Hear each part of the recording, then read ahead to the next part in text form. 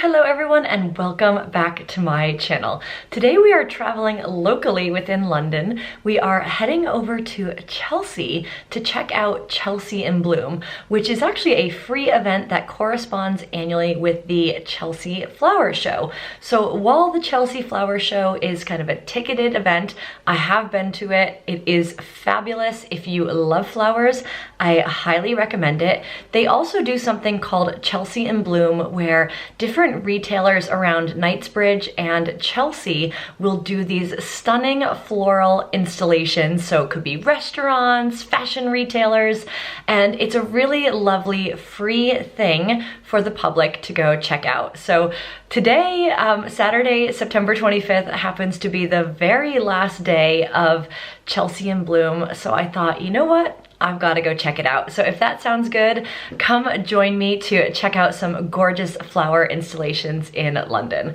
We're heading out now.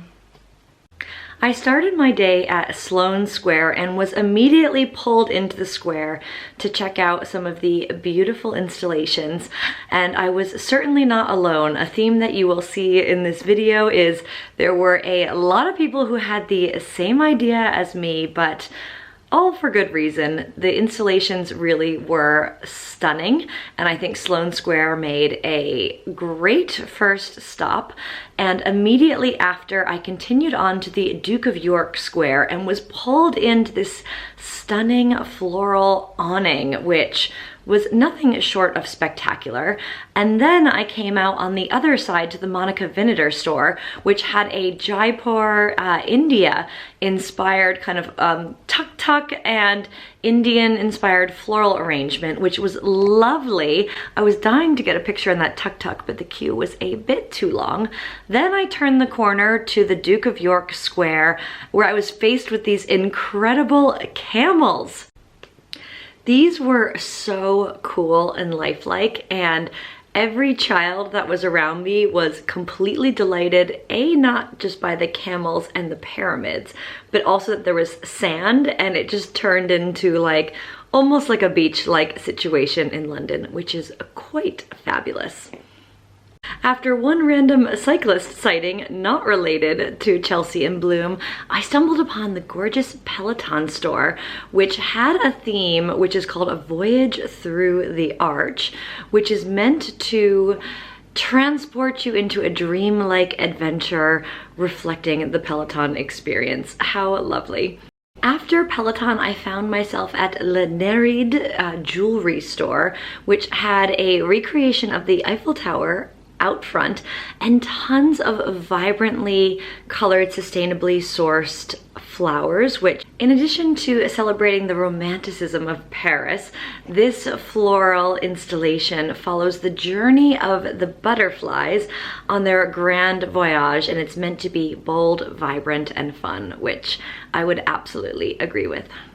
Next up was Sticks and Sushi, which won a Gold Innovation Award for this incredibly cool dragon floral installation that, no joke, was comprised of 6,800 stems of flowers, and it was inspired by Japanese mythology, and specifically a dragon creature with clawed feet that depicts good wisdom and strength, and is meant to warden off the spirits, both from land and sea. So good vibes all around with Sticks and Sushi. After, Jigsaw caught my eye with its beautiful kind of shades of blue, surrealist autumnal installation, and it was meant to be inspired by an extraordinary voyage into the woods. It was meant to conjure up a dreamlike, surrealist nature of Chagall's work, with organic shapes inspired by Matisse and the striking work of Yves Klein. I next found my way to the Ivy Chelsea Garden, which is always a fabulous restaurant if you're in Chelsea, and the installation was incredible, with like celestial kind of like a moon that you could sit on, and beautiful kind of decor, but there were just so many people there, I really couldn't get up close and film it, sadly. I then took a pause at the surplus clothing store and the store adjacent to it, which I couldn't find the name on the Chelsea Flower website or Google Maps, but it had this lovely floral installation of a rabbit and it was outside of a children's store and it was just really wonderfully done. Next up, I walked a few blocks to Trotter's, which I think is also a children's store, and they took their mascot, Mr. Trotter, and transformed him into a gorgeous floral creature and had a kind of a velvet roped off area that they encouraged you to climb into and get a picture with the beloved mascot, which was quite fun.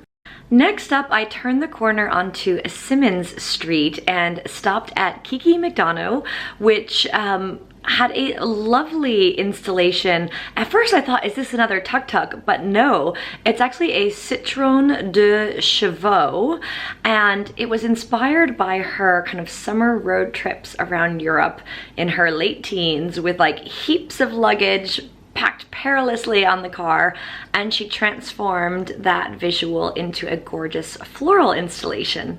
Next door, poetry always rises to the occasion for Chelsea in Bloom. I loved it last year as well.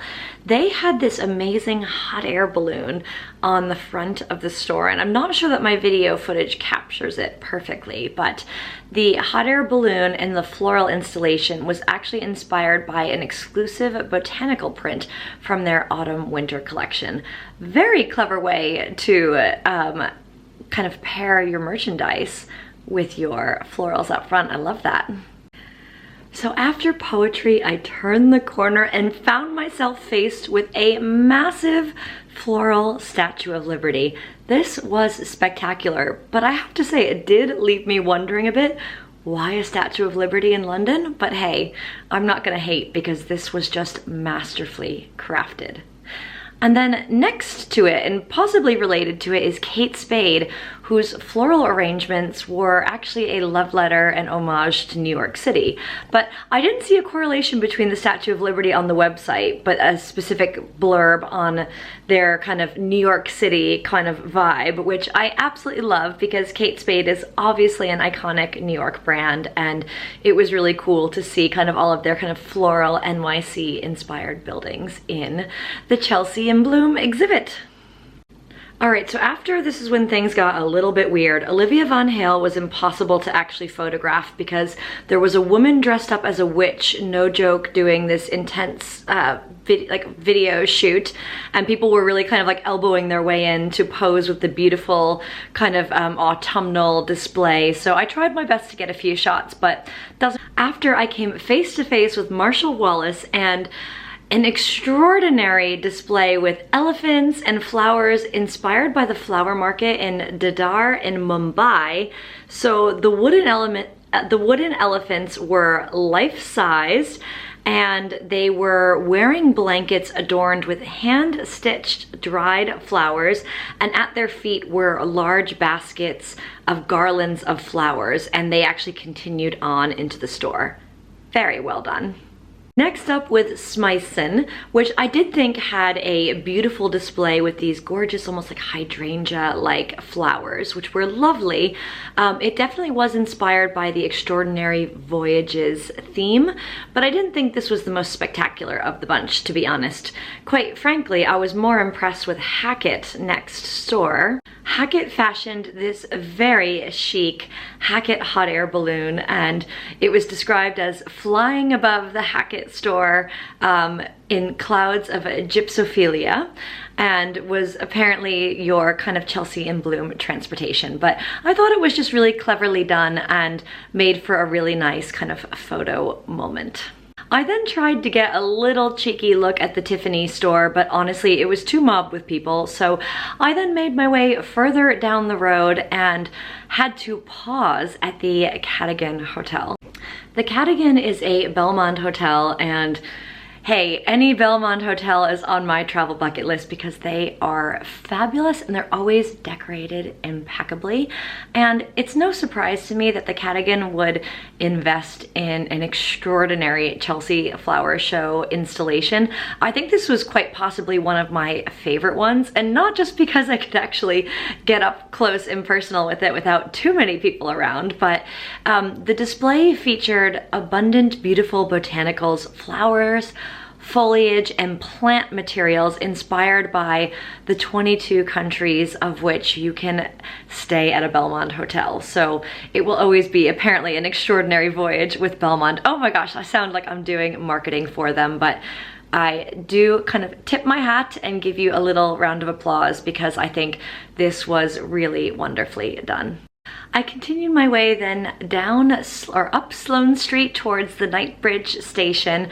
I made a stop at Loro Piana, which is a fabulous luxury store, and they had a floral paper airplane inspired by the theme of extraordinary voyages, and a floral globe, which I thought was really nice because in general, Sloane Street was pretty light in terms of the stores that did anything.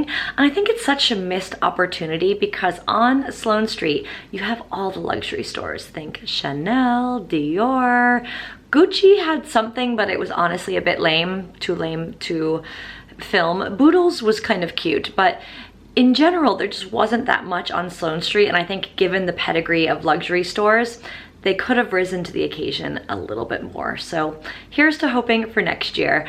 But with that said, guys, that wraps up my video of Chelsea in Bloom and giving you a little virtual tour around the floral arrangements. You know, if you couldn't get to London this year, or you've never seen kind of what happens for Chelsea in Bloom, I really hope you enjoyed this. I always enjoy going to check this out every year, and would definitely encourage you to keep an eye on the dates for A, the Chelsea Flower Show, and B, Chelsea in Bloom next year if you're looking for something fun and different to do in London. So as always, if you like this video, please hit that like button.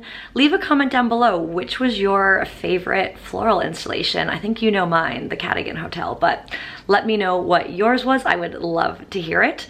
Or even which ones you didn't like. We can spill a little tea here. And then if you do like this content, I have tons and tons of new kind of travel and lifestyle videos coming out, one new one each week. So please hit that subscribe button. We'd love to have you join me on this fun and exciting YouTube journey. So thanks again for tuning in, guys, and I will see you soon.